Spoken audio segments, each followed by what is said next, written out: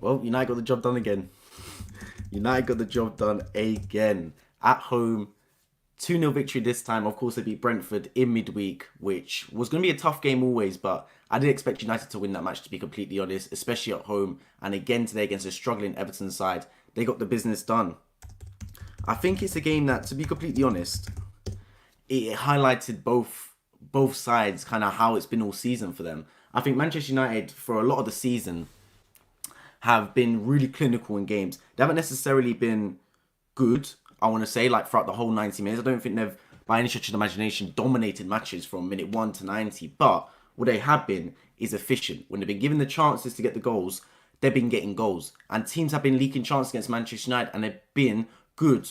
Like Bruno Fernandes pulling the strings in midfield. You've got Marcus Rashford, who's able to finish despite the fact that there's bodies around him. Of course, he didn't score today, but he was a threat throughout. United created enough chances to win that football match. And then you got on the flip side, Everton, who, big up Everton because they stay in matches. I do think they will stay in the Premier League because of their defensive nous. However, these brothers have got no one to score the goals. No one to put the ball in the back of the net. And it's costing them in away games because Sean Dyche, he's keeping his teams in matches. And as managers say, there's a famous thing that Henri said about Pep Guardiola where he said, I will teach you everything until the final third. And then in the final third, it's your job to get the goals. That's what Pep Guardiola would say. And that's the Barcelona team. Sean Dyche has got that Everton team on a lock from defence to the final third. But he can't put the ball in the back of the net. Sean Dyche can't kick the football to put it in the back of the net. So it's up to the attackers. And Everton's attackers cannot put the ball in the back of the net, man. Because they were in this game. Once they went to 2-0, it kind of knocked the stuffing out of Everton, to be completely honest. But when it was still at 1-0, Everton was still in that football match. It just needed someone to take a gamble, take a chance, and look like scoring. But the problem is, they don't look like scoring at all, Everton. They're low on confidence, and they're not scoring goals. And unfortunately, it's like a chicken and the egg. Because of their low confidence, they're not scoring. And because they're not scoring, they've got low confidence. And it needs to be broken out the cycle. I don't know when Dominic Calvert-Lewin's going to be back, but he's going to be a massive, massive boost for them when he comes back. Because at least he's someone that can put the ball in the back of the net. I'm not saying Dominic Calvert-Lewin is the most clinical striker in world football, but he's someone that can put the ball in the back of the net. And that's the main thing, to be completely honest, because for Everton, they've got Damari Gray, who's a workhorse, he's running. Ellis Sims, who's still a young player, I'm not going to judge him too soon, but I don't think he's going to be the long-term for Everton. Then you've just got 4 workhorses behind them, in Iwobi, Dwight McNeil. Doucouré wasn't playing today because, of course, his red card against Tottenham. But you've got Onana in there, you've got Garner Gay in there, just people that are going to run like powerhouses in that midfield. But he needs someone to finish. Welcome, Jordan. Hope you're well, mate. But yeah. And then today, when they had those chances on the break, they just weren't clinical enough. Like, I'm watching that game thinking, there's something here for Everton. There is. They're getting the ball through midfield well. There was a couple times, Everton, where the passing was slick. It was really slick from defence to attack, their passing. I was thinking, this is good, man. They're onto something here, Everton. But as soon as they get around the danger area, it breaks down. It breaks the final shot, the final pass. It's just not good enough whatsoever, man. Whatsoever, one bit. It's crazy, crazy how bad it's been sometimes for Everton going forward. Because I look at them and I think there's potential there. There really is with Everton because the defence is solid. I know they conceded 2 goals today, but Jordan Pickford played really well. Defending overall wasn't bad whatsoever. Their midfield's strong. Their midfield's really strong, like powerful midfield, engines in there. Just going up front, going forward, they need to put the ball in the back of the net more, man. It's absolutely crazy. Please, I come to the channel. Not now, Jordan. However, I am going to be doing more fan interaction with this channel, so stay tuned for that, 100%. But yeah, back onto Manchester United though, because they did really well to bounce back from the Newcastle game. Because I said when I reacted to the Brentford game in midweek, I said it's a tough game for United, given Brentford what they're about. They've lost 1 game in the last 18, I believe, or last 16, something crazy like that. So Brentford are a really good side. They've got good form against the Big Six, beating City away, getting a draw at the Emirates. So it was always going to be a tough game for Manchester United. However, they pulled out the bag. They didn't win in the most comfortable style. It wasn't like they ran away with it. But at 1-0, I always felt they had control in that game. And today, it highlighted Manchester United this whole season. Manchester United have not played champions winning football. Let's be completely honest. They've not played the football like Man City and Arsenal this season, where they've been slick, blowing teams out the park, piling 4, 5, 6, 7 goals on them. But what Manchester United have done is they've looked really efficient and really comfortable in matches. Again today, I don't think they necessarily were amazing today. I don't think they necessarily played the slickest football at all times. However, they played good football in moments and were efficient and got the goals. And it's exactly what they need to do going forward, Manchester United. They built a system under Erik ten Hag where the match winners turn up at the right moments. They create enough chances to win the game and they defend well enough to obviously not lose it. And it works. It works. They're not going to be like Arsenal, Man City, where they pass teams out the park and put relentless pressure for 90 minutes and teams just crumble because they're just putting under pressure and pressure and pressure and the walls closing on them. It's not like that, Man United. They allow teams to come onto them a little bit and they kind of do it tactically because then they hit him on the break because Bruno Fernandes's ball is top notch. He's got a world-class pass to him. Then they've got speedsters in behind like Marcus Rashford who can get the goals for them. Really good again today, Manchester United. And I look at it, and if Jordan Pickford didn't have a really good game here today, it could have been more goals, to be completely honest. It really could have been more goals. It's crazy, crazy bad, man, in terms of Everton sometimes, like how they were hanging in there. But then again, that is their game plan to defend, so I don't know how else I can really look at it. For Manchester United now, though, the biggest blow was the injury to Marcus Rashford. He came off around the 75th, 78th minute, walked down the tunnel, and it looked bad. I can't lie to you, it looked bad.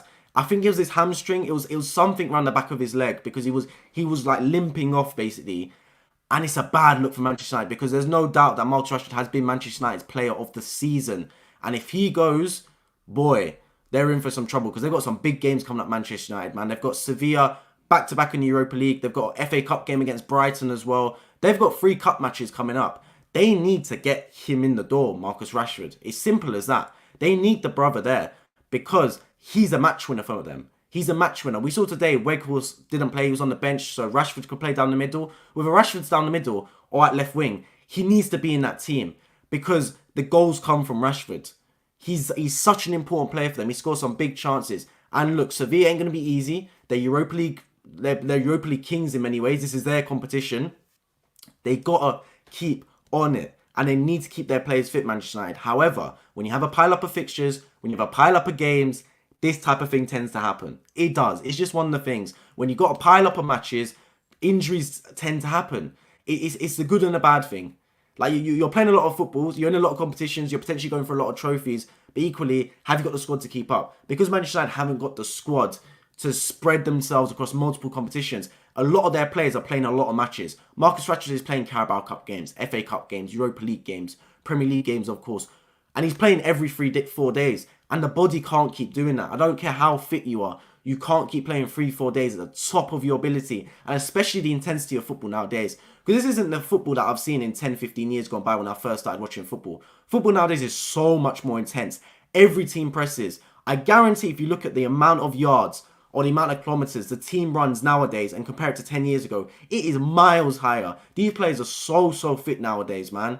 So fit. And to be asked to play at that intensity every 3 or 4 days, it is not easy by any stretch of the imagination. And now they've hit the repercussions of that because Marcus Rashford potentially would be out for an extended period. We're not too sure. I don't wish injury on anyone. I hope he is back sooner rather than later for Manchester United because he has been a big player for them and on course to be one of the Premier League players of the season, to be completely honest.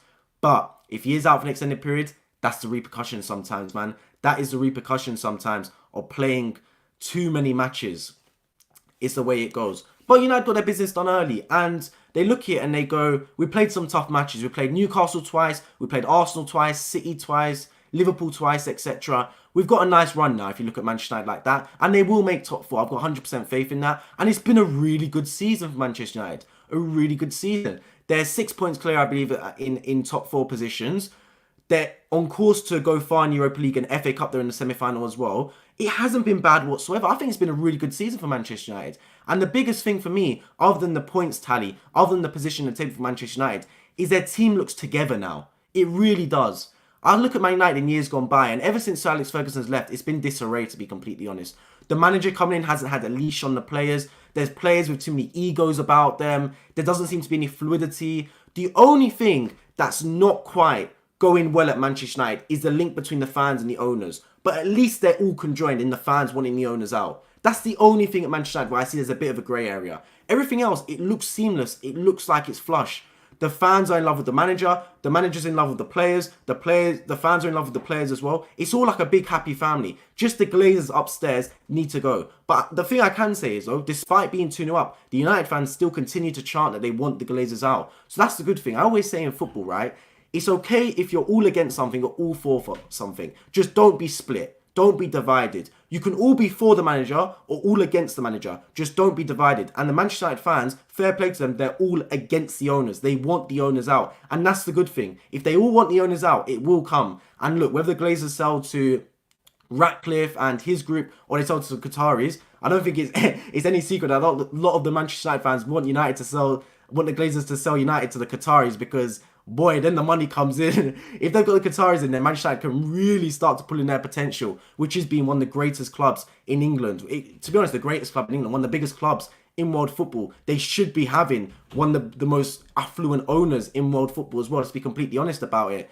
But the fan base has done well to unite against the Glazers. I respect them for that. Week in, week out, they've got the banners, they've got the chants. They want the Glazers to leave. And I have ultimate respect for anyone, for any fan base that is united in trying to make a change, because it's not easy. They could easily mask behind the fact that United are playing well and go, United are playing well, let's not really think about it like that. Let's not really get on the owners right now. We're playing really good football. But no, the United fan base have been really solid in that respect. They've kept going for the owners, and they haven't let the fact that they're going for the owners distract them from the fact that they're really in love with this manager and this team right now, because they're playing really good football. And that's the main thing for Manchester United, man, because Erik ten Hag's a top manager. And it's about time they brought in a manager that represents Manchester United's DNA. In my opinion, Erik ten Hag does exactly that. He's the perfect type of manager for Manchester United, Erik ten Hag.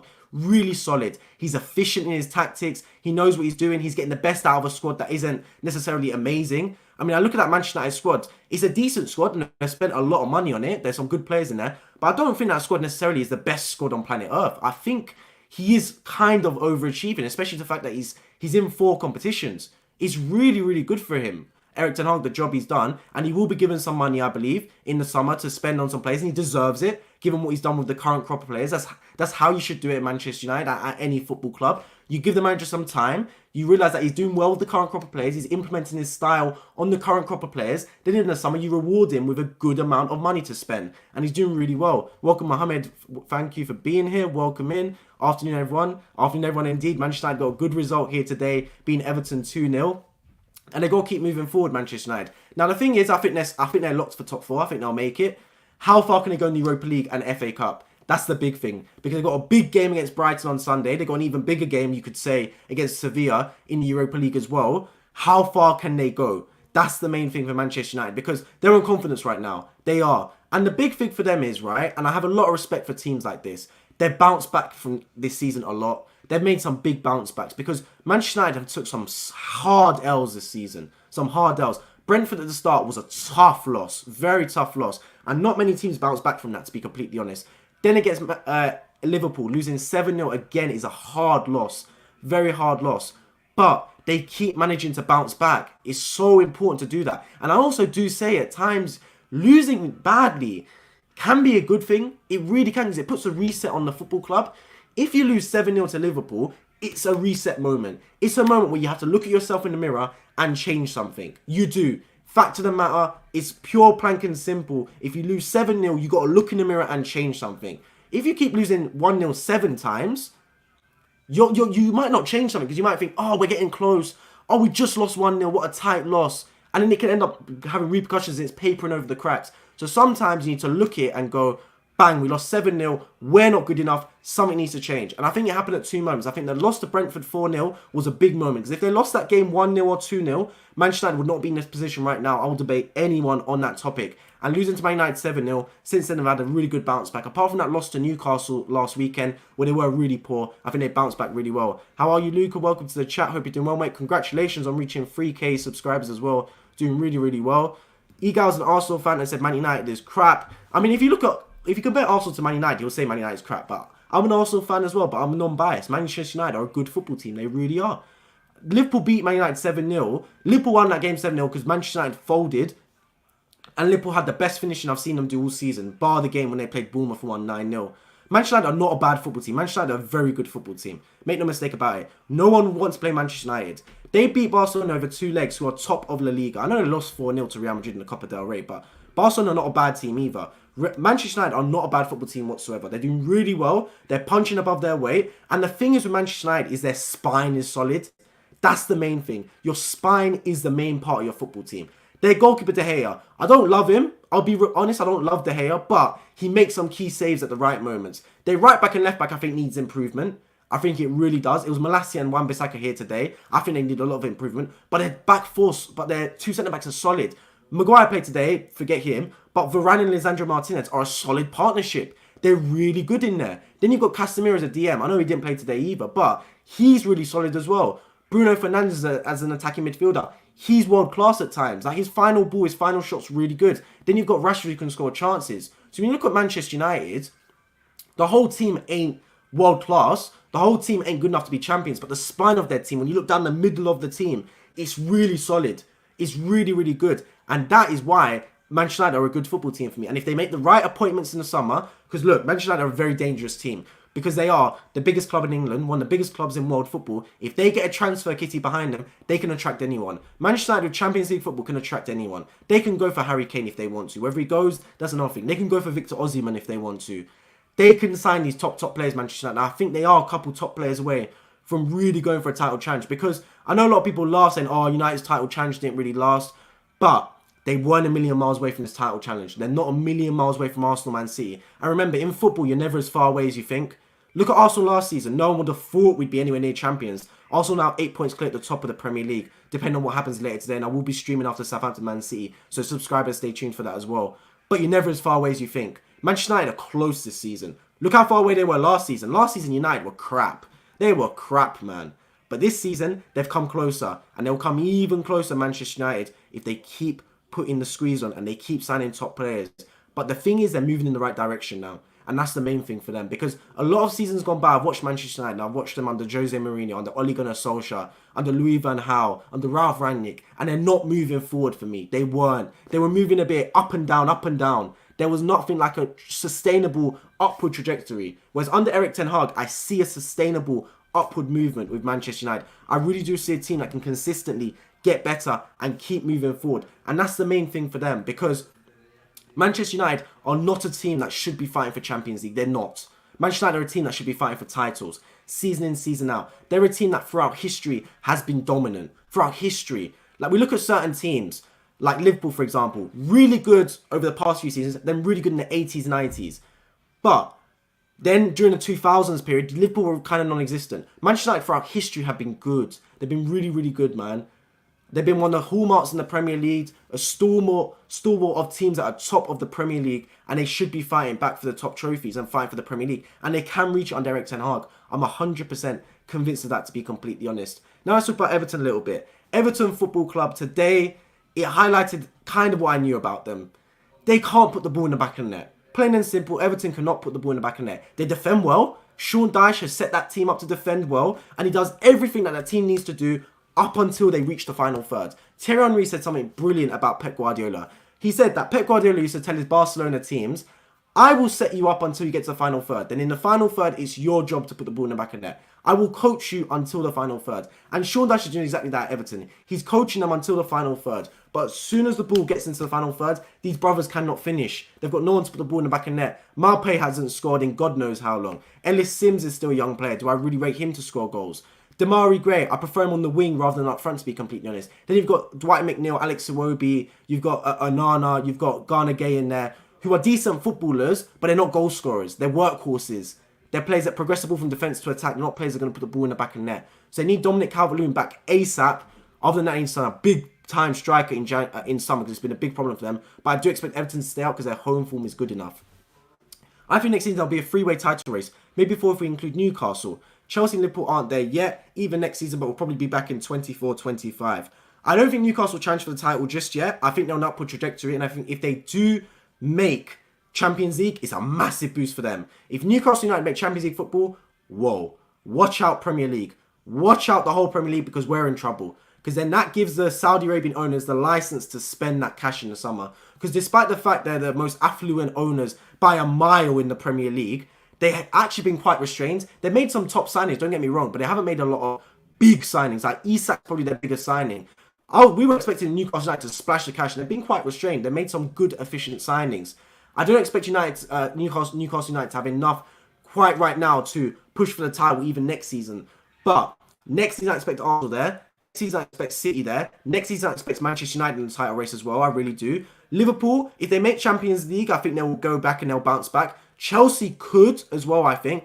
Honestly, next season it will be a massive title race across a lot of teams.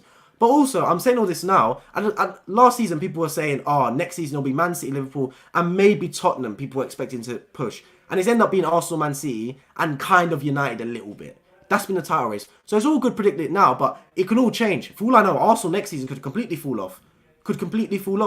Who knows? Football's absolutely crazy. Rashford injury is groin. I hope he is fit for the next game.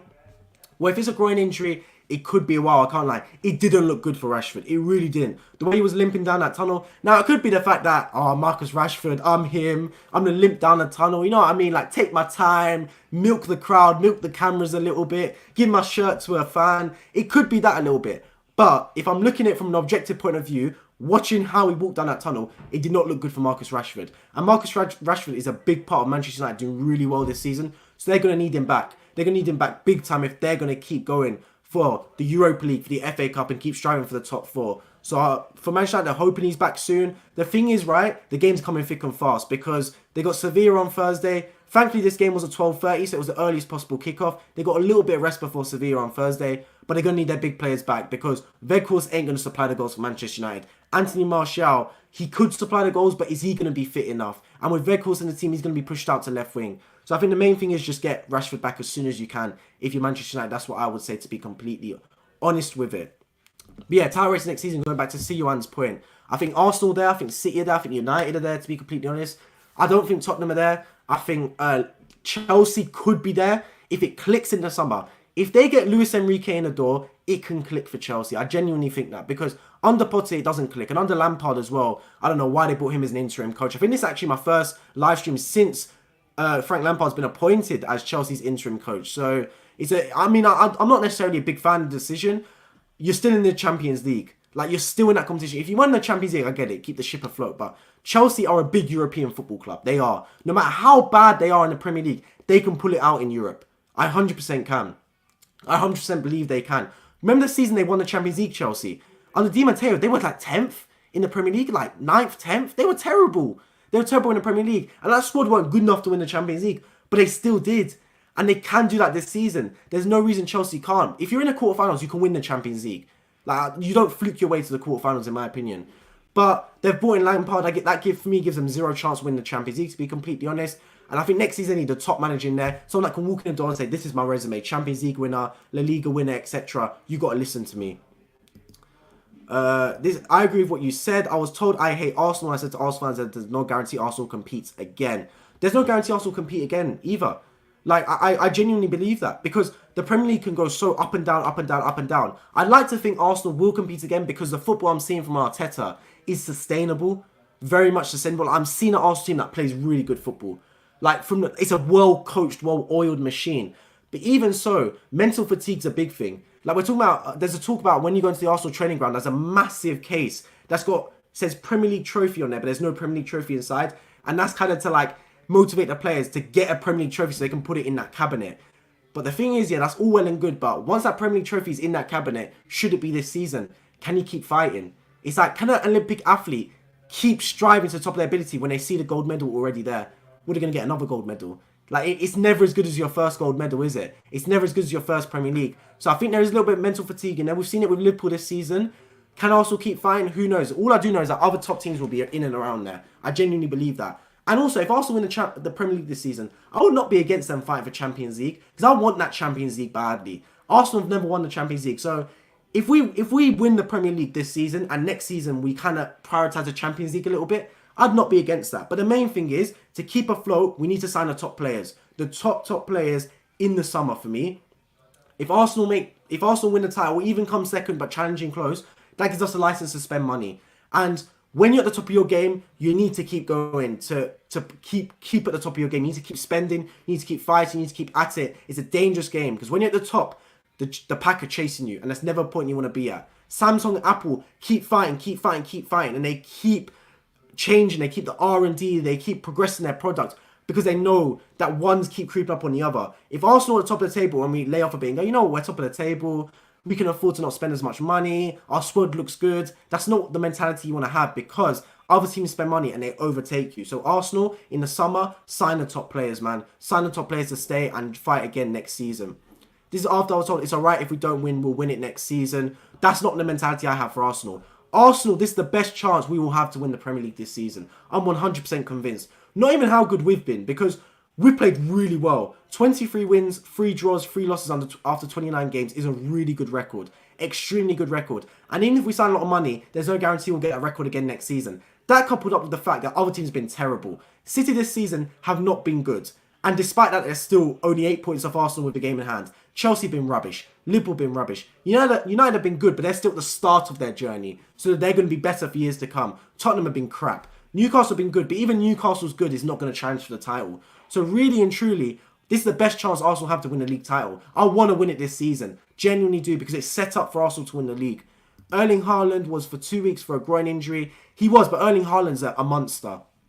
Absolute animal. I don't think Rashford will be out for a while. Also, I think that brother's got his head screwed on. I genuinely believe that injuries can be limited to the player's mentality a little bit. If the player wants to be back on that pitch, they will be back on that pitch. I'm telling you that. Whereas if a player has got an injury and they're not desperate to be back on that football pitch, are they going to push themselves in recovery? Are they really mentally going to be at it? They're not. That's why you see Luis Diaz out for the last 4 or 5 months.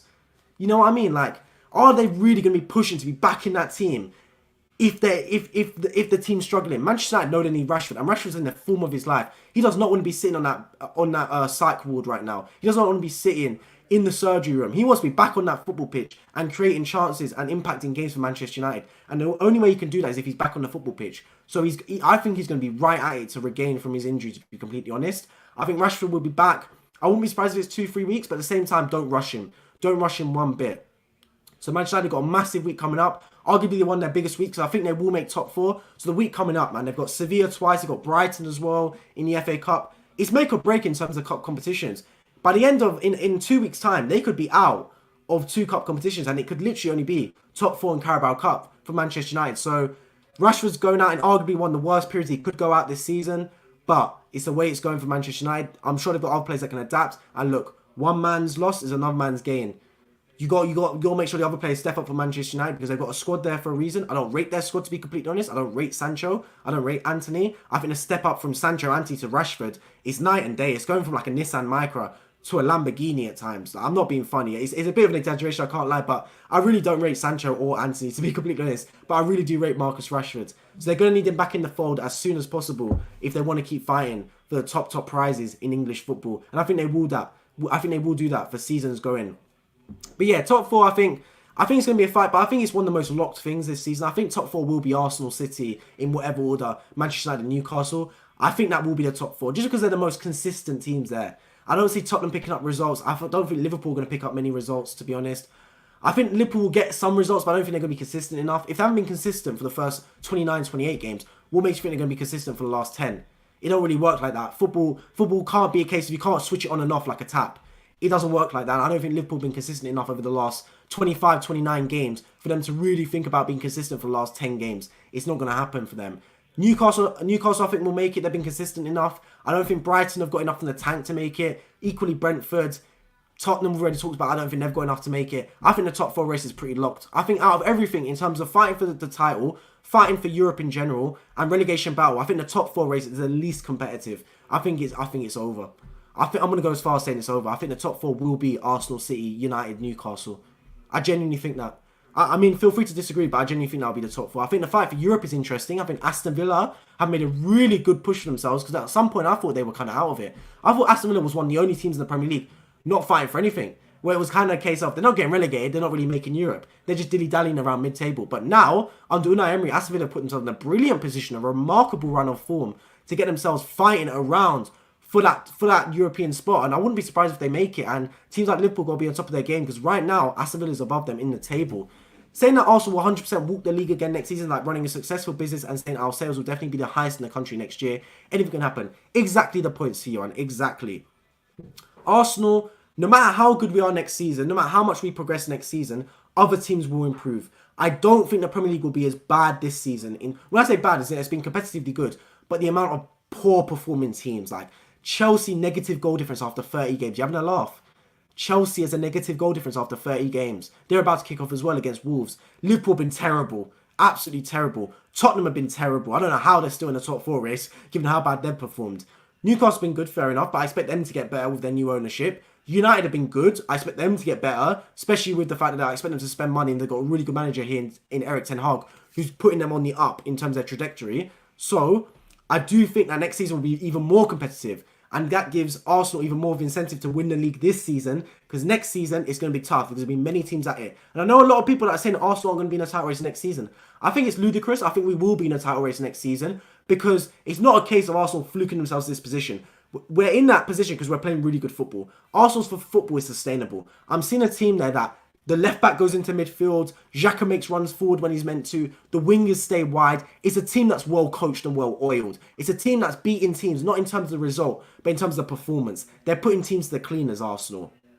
So I think it is a team that will stay in and around the top, around the Champions race. But that being said, you have to adapt in football. If you keep playing the same way, the same system, teams will find you out. They will. So you've got to make sure that you keep adapting. I think Arteta is that type of manager. So I think Arsenal will still be around the top race around for winning the title. But I don't necessarily believe that they're going to be easily as it has been this season to win the title. I think other teams will be there. From financial crisis to changing environment, both physical marketing, other competitors might come in and outperform you. You never know. Yeah, exactly. And I think the competitors next season will be the likes of Man City. They're not going away unless they get some kind of massive ban because of their FFP thing. United will definitely be up there. 100%. I agree with that. I think Chelsea will be back. It's a matter of when, not a matter of if. Liverpool I expect to be back if they make Champions League this season, or even if they have a big summer, clean up that midfield. That's the main thing. If they get our midfield sorted, Liverpool will be back. They've still got Jurgen Klopp as a top manager. Tottenham, I think, are on. I think Tottenham are flying. I don't think they're going to be anywhere near fighting for the title. I think Tottenham are really going to recede back to normality. It's scary for Tottenham fans, but I genuinely think that's the case. Newcastle, we expect them to get better next season. The Premier League race next season will be big. But the thing is, we're saying all this now. Next season, after the first 10 matches, we'll see that a lot of the teams will not live up to expectation. Other teams will go much higher than expectation. It's the way the Premier League goes. So it's all good predicting it now. We never know. The one thing I can say is, though, I genuinely am 99.99% confident next season will be much more competitive in terms of who's going to win the title than it has been this season. Because this season's been a two-horse race between Arsenal and Man City. Not that Arsenal and Man City have been unbelievable. Like, I've seen Man City and Liverpool seasons gone by where they've been unbelievable. Like Man City and Liverpool have been top of their game to the point where I didn't even think teams would be anywhere near them. Now when I look at it, I think there's two teams there in Arsenal and City who've been really good. I think City haven't been great, but I think Arsenal have been really good. But even so, if City were at their best that they've been in seasons gone by, they would have walked this Premier League, I think. Genuinely, I think they would have. They haven't been at their best. But even not at their best gives them in the title. Arsenal, that's not yet. So it just goes to show. I think next season will be much more competitive. I think we'll have other teams floating around in there. And who knows, we might have a bit of a 3 or 4 horse race for the first time in a long time in the Premier League. Because to be honest, right now, it's been a bit of a 2 horse race recently in the Premier League. And that's gone by for seasons upon seasons that it's been a 2 horse race. I think Arsenal will challenge again, but I don't think it will be a walk in the park like this year. However, it's our opinions, which does not mean it will happen. Yeah, I agree. 100% agree, as I said. I think Arsenal will challenge again next season, but I don't think necessarily it's going to be a title that's going to be a foregone conclusion that they're going to win. That's my opinion on it. But yeah, let's keep looking forward to the games that are coming. We've, of course, got Tottenham against Brighton. I think Brighton will get a result that game. I genuinely think that. I think Tottenham are in a really bad vein of form. They don't look good whatsoever right now. They're struggling big time. Big time they're struggling, Tottenham. They've got no confidence. Their manager, I don't know why they've still got Stellini in there, to be completely honest. I think Tottenham are really struggling. And I do kind of think that Brighton will get a result there. And they're playing really good football under Zerbi. Wolves, Chelsea, another big game. That's the game of two teams that can't seem to put the ball in the back of the net right now, to be completely honest. I do expect that game to be a draw. I would be... Under Lampard, they might have a little bit of a new manager about Chelsea. And I see the lineup and there's no Conte. I don't know why there's no Conte. But he's at least gone back to back four, Lampard, which I think is good. I think they need to play a back four. So, who knows? It'll be exciting to see what happens at Chelsea because it is a bit of a free hit, the Premier League. So it gives Lampard some time to experiment with his side and see what he wants. That's why I don't understand why they brought Lampard in, because if you've given him this time to experiment with his lineup, experiment with who he wants to play, who he doesn't want to play. At least give the new manager that time, because we've been guaranteed that Lampard will not stay from now into next season. He's only interim manager until the end of the season. So if that's the case, you might as well bring in your new manager now and get him to play the team he wants and experiment a little bit, experiment formations, personnel, and see what he likes to do. Because there's no point for me if you're Lampard like changing stuff up, because you're not going to be there next season. Like, unless he thinks that he's going to be there next season. Like, I don't get it. Is he there to just keep the ship afloat? It seems that way, to be completely honest. I'm not too sure why he's done that whatsoever. Other massive games well down the bottom of the table. We're looking at a really packed weekend in the Premier League, and it's been really good. And the way it's gone in the Premier League, every week there's a twist and turn. There is. It's just the way it is, man. Every week there's a twist and turn in the Premier League. Who knows what's going to happen from here on out? We've got teams that fighting for relegation. Everton lost again today. If up teams around and win, Everton will be back around the bottom of the table. It's absolutely crazy how it can go this season, and some massive twists and turns. I'll be back streaming, of course, later today for the Southampton versus Man City game, a massive match in terms of the title race. Southampton, of course, bottom of the table. It's a massive game for them as well in terms of staying afloat. Southampton got a good record against Man City. Don't forget that. City, I think a lot of people are expecting to win it, but don't be surprised if Southampton pull something out the bag, to be completely honest. The relegation battle was madness. That needs to be talked this season. 100%. I think it's been a battle everywhere. Everywhere in the Premier League this season. I think it's been unbelievable. You got fighting for the title, fighting for relegation, along with, of course, with Arsenal and Man United. I think you mean Man City, but yeah, it's been unbelievable. Unbelievable fights in the Premier League, and it's got to a point where every game's important, and I love that. I love that every game's important in the Premier League, because sometimes you get to this stage and teams are fighting for nothing. They're just there for the sake of being there. And to be honest, the only team that's doing that right now is Chelsea and maybe Fulham. Chelsea and Fulham are the only two teams that kind of not fighting for anything. They're just in and around the table. They're just there. They're just having a good time. They're keeping afloat. The other teams are all fighting for something in the Premier League, whether it is staying afloat, whether it is winning the title, whether it is fighting for Europe. So it's going to be a mad end to the end of the Premier League season. I'm really, really looking forward and excited to it. But yeah, wrapping up this one, Manchester United beat Everton 2-0. It was a deserved victory. Everton were here and there, to be honest. They had some chances, but once again, they proved that they're not quite good enough to score goals, and it cost them. Everton will stay up, in my opinion, because their home form will save them. But here today, Manchester United really took them to the cleaners. And if it wasn't for Jordan Pickford, it could have been more than 2-0. But they got the job done. Congratulations to Manchester United. As always, I appreciate everyone tuning into the stream. Make sure you subscribe on my road to 1.6k. I'm very nearly there. My next stream will be Southampton versus Man City later tonight. I absolutely can't wait for that game. What a game that'll be. Southampton against Man City. You got relegation dwellers in Southampton. You got Man City. You got Erling Haaland back. Massive game implications on the title. I can't wait for it. Going to be absolutely amazing. No, I actually meant Manchester United. The team are flying, but no one talks about that because of Arsenal. Yeah, Manchester United, I think, look, Erik ten Hag, genuinely, if Arteta wasn't in the league this season, Erik ten Hag's got potential to be manager of the season across all competitions. He's been unbelievable. Really, really good. So, look, in that respect, I think Erik ten Hag's on the way up. He's got a good mentality around him. He's got a good system he's in place. He's done really well with the current crop of players, and he's going to have the license to spend money. So I think he's done really, really well, Erik ten Hag. So big up him for that. And they're going to keep moving. But yeah, overall, United won again today. 2-0 victory. Goals from Scott McTominay, first of all. Great goal as well. And then, of course, Anthony Martial in the second half. Rashford off injured, which is a blow for Man United. They need him back as soon as possible. But they get another 3 points in what was a really good bounce back, especially in 2 home games. Clean sheet, 2 victories against Brentford and Everton after losing in horrible fashion, let's be honest, to Newcastle United. Make sure you subscribe if you're new around here. My next stream will be later today after Southampton versus Man City. I appreciate you all for tuning in. I've been waiting from home to see you all in my next one. Take care.